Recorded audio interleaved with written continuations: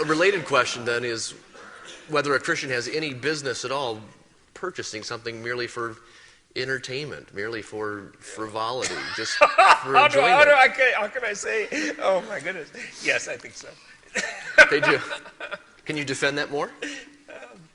Well, I want to say amen to everything that Randy has said, and I think it's right, and I think it's a challenge. It's just stronger than I would say it.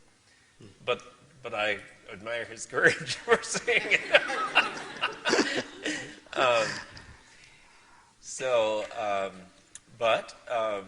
1 Timothy 6:17 says the rich in this world, I think I should read it.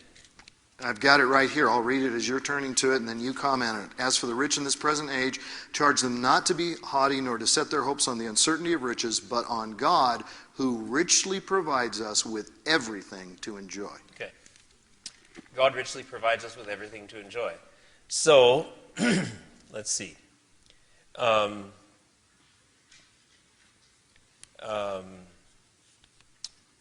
I think it was a week ago. I had to go to Chicago for a board meeting for Crossway Books. Margaret and I decided to stay 2 extra days and to stay downtown Chicago in a hotel. Why? Because it was fun. I think God blesses that. And in fact, our granddaughter and her mother flew in from out of state, and so we had some time with them. And that was just using money for enjoyment. Yeah. So I don't think there's anything wrong with that. I agree, and I think the powerful thing about this is the context.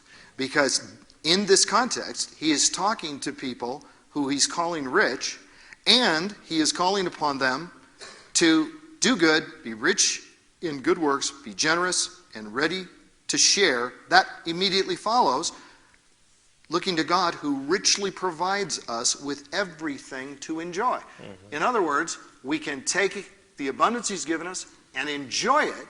And I do things with my wife Nancy, just exactly what Wayne is talking about with Margaret, where we'll go places, we'll do things, we'll often do that very thing, add on several days when I'm going to speak somewhere. We recently spoke in Southern California, and we had 3 days in between speaking engagements. What did we do? 3-day pass to Disneyland.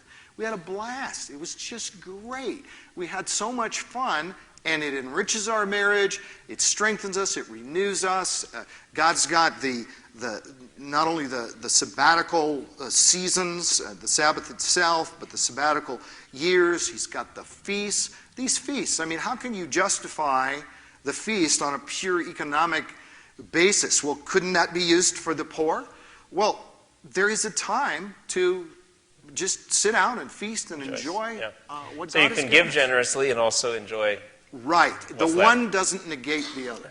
Isn't it a disconnect to think that maybe giving to the poor is worship, and then maybe I should feel guilty about entertainment because it's about me, when we're supposed to do everything to God's glory? Yes, and with thankfulness to God. So I'm thankful to God that we got to stay in that hotel.